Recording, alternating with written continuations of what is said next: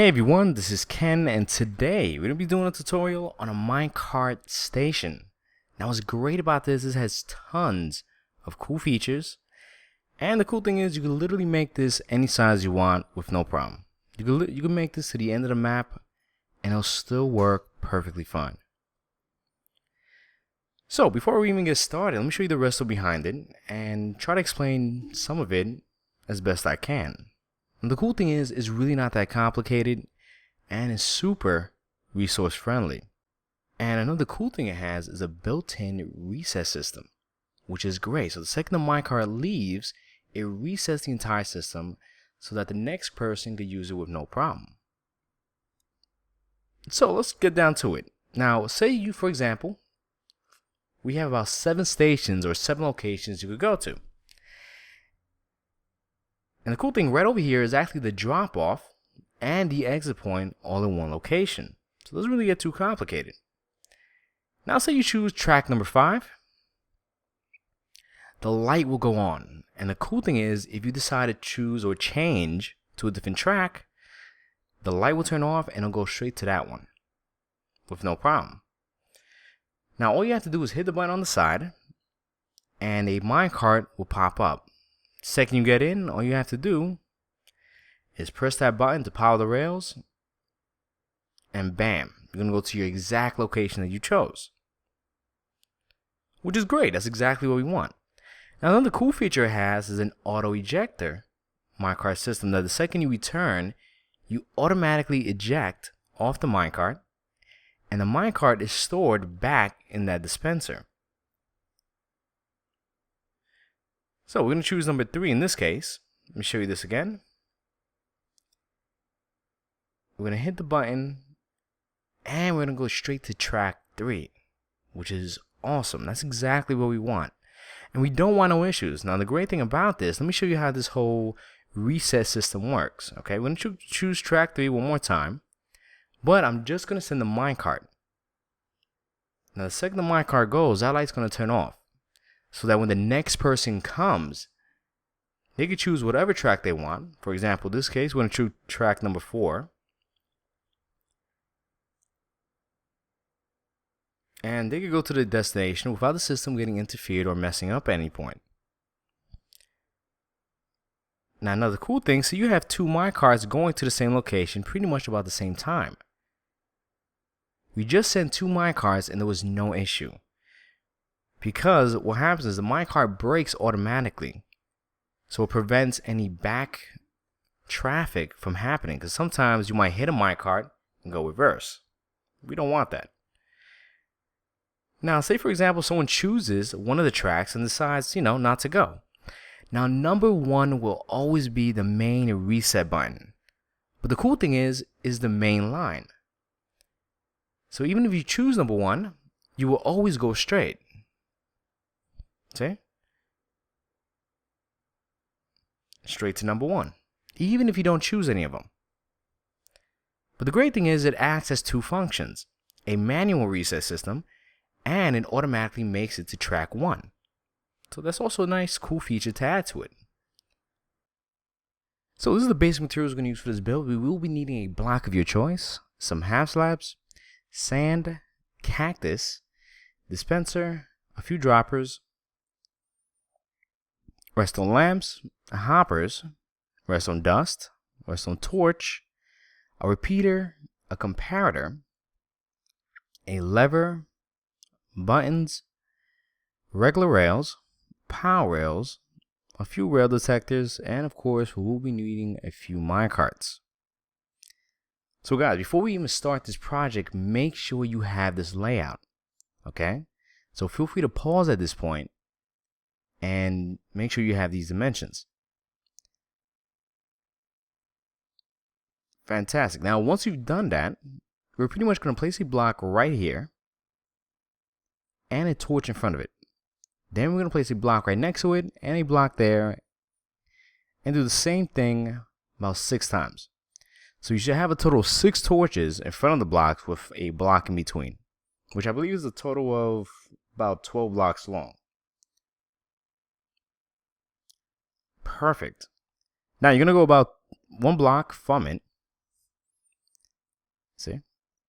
On this block right there, and you're going to place a dropper going forward. Then a hopper going towards each dropper. Then you put a comparator right behind it, going forward. A block in front of each comparator.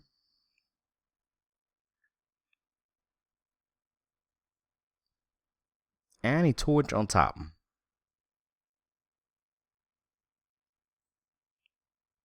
Then you're going to place a block on top of each dropper.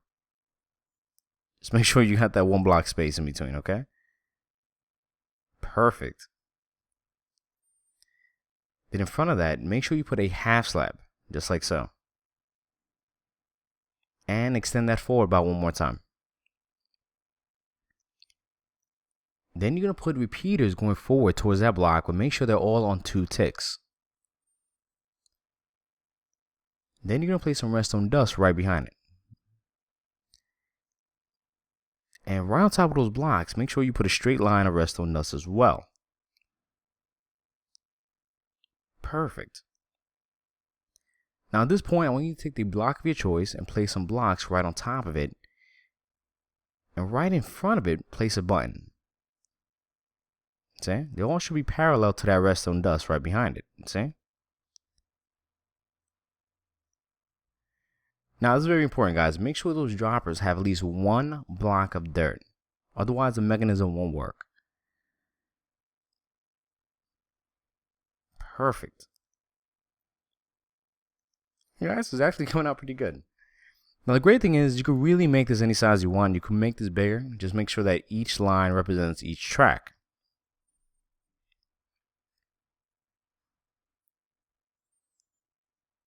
Perfect. Then you're going to place a block right on top of each torch.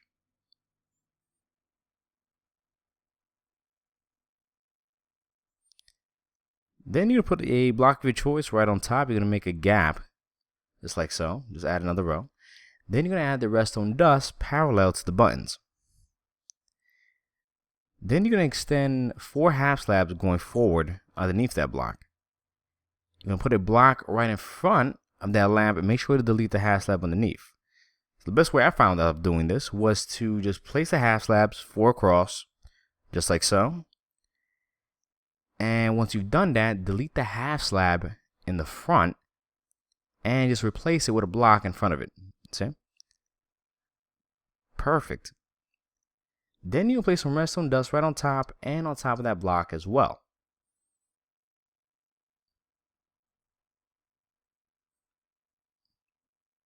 Now the reason for that is that's just to activate the light to let you know what you chose. Then you're going to put some blocks right in front of it. And leave a gap and make sure you put a block just like so. So you should have this kind of format. Then in between, just add 1 repeater going towards the exit. And 2 pieces of redstone dust right across. Then you're going to add some redstone dust right behind each block. And a block right in front of it. Perfect. Then make sure to add a torch right on the side, just like so. Then you're going to add a block on top of each torch. And again, you're going to repeat that same process. And one more time, add a block right on top.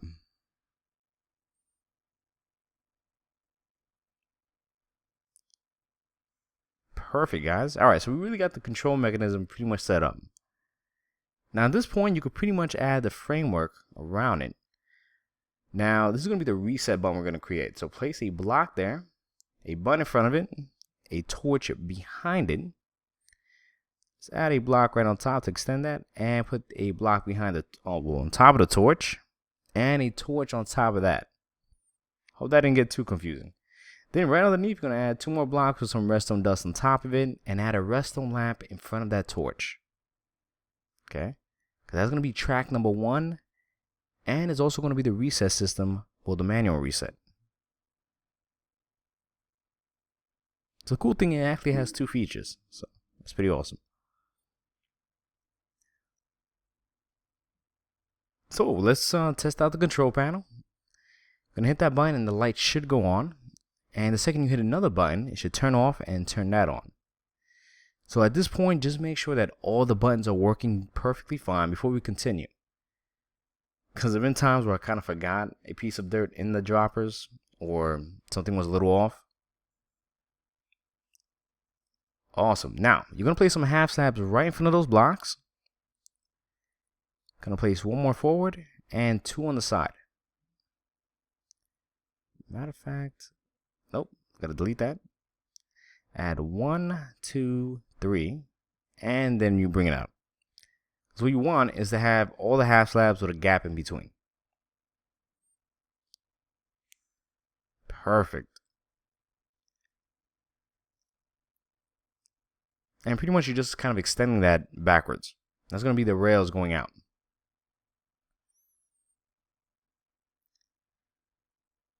Now over here, place some half slabs one more time, because that's going to be going to the front entrance.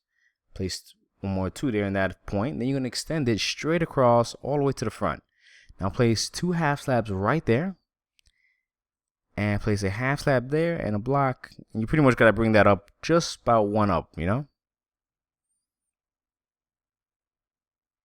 Now at this point, just create a nice little frame. Now we're going to add one more piece of half slab in between each one, just like so. And on top of that one, make sure you add a lever that's activated. For the simple fact that it's just a cheaper way to power your rails without having to use so much redstone. Now in between it, add 1 power rail. And right behind it, you're going to delete those blocks, or those half slabs, and you're going to put a solid block. And on top of each block, you're going to place a rail detector. Because believe it or not, that's going to be the reset system. Add some power rails there. And you're going to add a regular rail. And what you really want to do at this point is have all the rails kind of curve towards the exit. Okay, you don't want it curving the opposite direction because you don't want to go into different tracks either. So they all should look just like this at this point. All going towards the exit. Now, check this out. You're going to place some redstone dust on top. Now, depending on what direction you're facing, the rails might switch and turn the opposite direction. You see? If that happens the second you put regular redstone dust, all you have to do is add a torch right behind it, and it'll bring all the rails to face the correct direction. You see? So in this case, I'm putting regular redstone dust and I'm getting no effect, which is perfect. Now we're going to curve this. We're going to place some power rails going forward towards the front entrance. Perfect. And make sure that this block is powered with a lever. All right, we're going to check all the power rails. If one is just missing off, just replace it with a regular rail. Perfect. Now at this point, you're going to go add some rails right there as well. Because of course, that's going to be the exit point.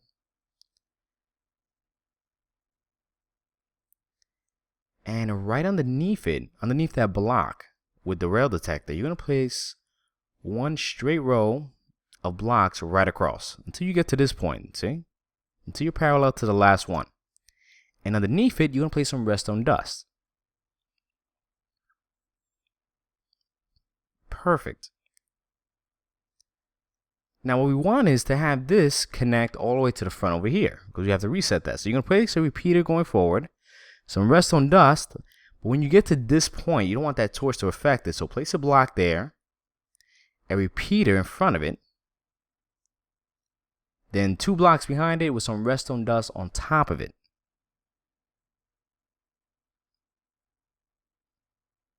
Perfect. Now, right over here, you're going to place, well, you're going to convert that to a solid block by just adding a half slab underneath. And you're going to place a lever underneath that. And, of course, you're going to activate it because it's just a cheaper way of creating a redstone signal to stay on instead of using torches. To me, that's more resource friendly and it's easier to make. Now, guys, we have to make a slight adjustment. I actually made a small mistake. That right there, that redstone dust, needs to be a repeater. So make sure you do that. Perfect. So you should have this kind of format, guys. That's the only little adjustment we have to make. And this one right here, all you have to do is you literally push this back one block. So delete that, add a half slab, put a half slab underneath that to make that a solid block, add some power rails right on top of it, and make sure that block has a lever underneath to activate the power rails. That's all.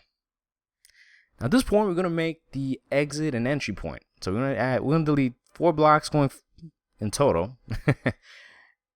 Place a dispenser going forward, add 2 hoppers going towards the front, and 1 on the side. You're then going to delete that block, add some sand with a cactus right on top of it, and a half slab on top of that to prevent it from growing. Now you could add a half slab there, just to prevent people from going in, and add a stairs upside down, right there, just more for decoration. At this point, you're going to add a nice little frame right around the whole design. Perfect. You're going to delete that, add 1 piece of redstone dust on top of it, and a block of your choice on top of that. And then you're going to place a button on the side of it. Do not place a button next to it, okay? Has to be on the side at that angle. And make sure you put one there as well. You're going to put 2 regular rails and 2 power rails, okay? Because if you place the button anywhere else, it's going to activate it and kind of mess up. Trust me. You don't want to activate the power rails and dispense the minecart at the same time. Now, at this point, guys, you can really trim it up any which way you want. Now, I'm going to fast forward a little bit. We're going to add the floors and the sides and the labeling. But this is pretty much it, guys. Now at this point, I'm going to show you how to make the exit point, meaning when you leave the station, how to create the design at the end of it. Now at this point, you want to add a dispenser right in front, delete about 3 blocks at an angle, add 2 hoppers on the side, and 1 right there. Now make sure in front of that, you add 1 block of sand. And on top of it, you add a cactus. Perfect. Now this is going to be the exit point, meaning that when you leave the station and you get to your destination, that's where you want to come to. That's going to be the drop-off exit station, which is a mini version so that you can return with no issue.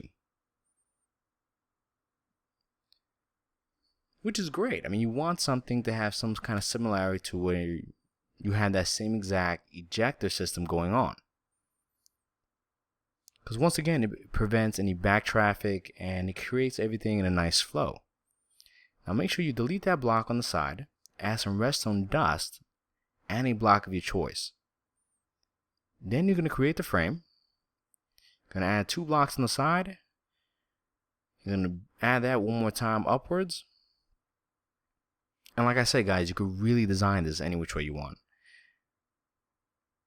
Perfect. You want to create that little entrance right there in the front. If you guys are curious about the dimensions, it's only 5 by 3. So make sure you first add the rails curving towards the cactus, then you add your power rails behind it.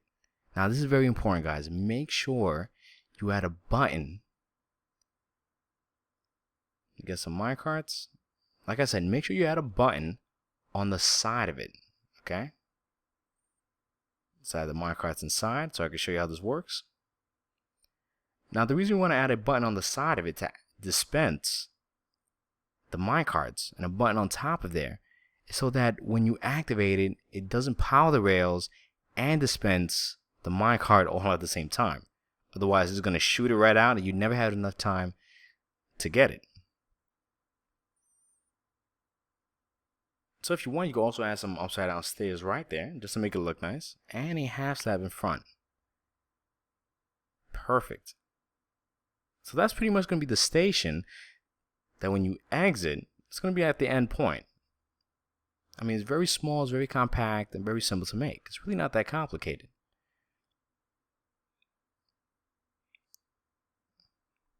Anyway, I want to thank everybody for watching. If you could please leave a comment and subscribe. Thank you.